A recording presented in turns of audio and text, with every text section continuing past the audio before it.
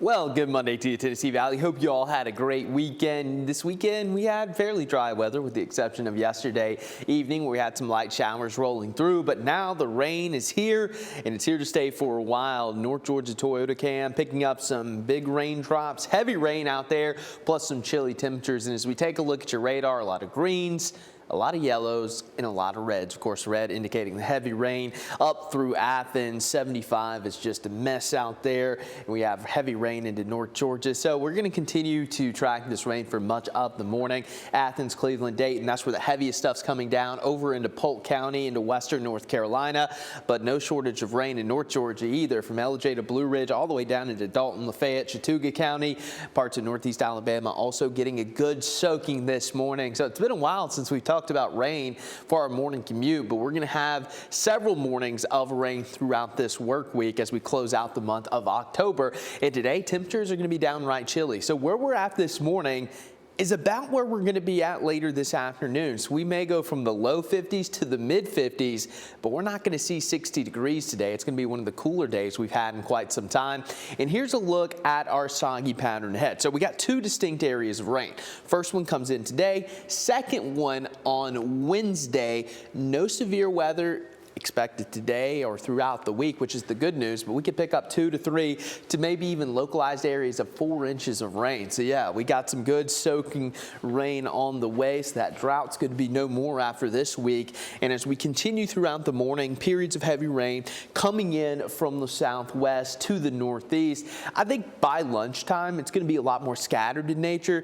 And as we go throughout the evening, a lot of the rain is going to shift off to our east, and we're just going to be dealing with some spotty showers. So a bulk of the rain comes through between now and about lunchtime. The rest of the day is just going to be some hit or miss showers overnight, not a lot going on. And most of Tuesday trending dry, but it will be overcast. And then round 2 comes in as we get into Wednesday morning. So much like this morning, Wednesday morning is going to be an absolute washout. And then as we continue throughout the day, it looks like the rain sticks around for most of Wednesday before tapering off throughout the day on Thursday. So here's a look at your 7-day rainfall totals. A lot of this comes today and Wednesday. So when you add those Tuesdays together, pretty much expecting 3 inches across the board with localized areas of up to 4 inches in some of the higher elevations. So good soaking rain on the way. Now briefly, let's talk about what's going on in the Caribbean, because this is going to be a high impact storm. I mean, absolute buzzsaw out there with Melissa, about to become a Category 5 storm, barely moving this morning, but it will start to jog north, likely making direct impact with Jamaica.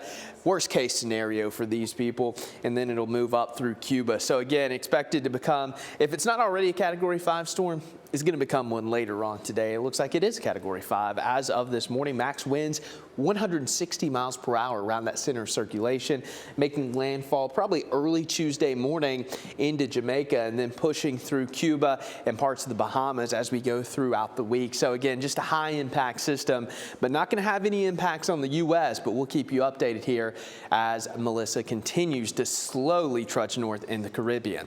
Big story for us, of course, is going to be the rain. Not expecting too much in the way of flooding potential. Certainly will be some ponding on the roadways. And then as we get into Wednesday, here comes round 2. It's also going to be quite breezy Wednesday into Thursday, but notice those high temperatures getting locked in the mid 50s. And then Halloween. A lot of you have plans. Going to be some trick-or-treaters out. I have good news for you guys. We're going to get the sunshine back. So after a rainy week, we're going to clear out just in time for Halloween. So how perfect is that?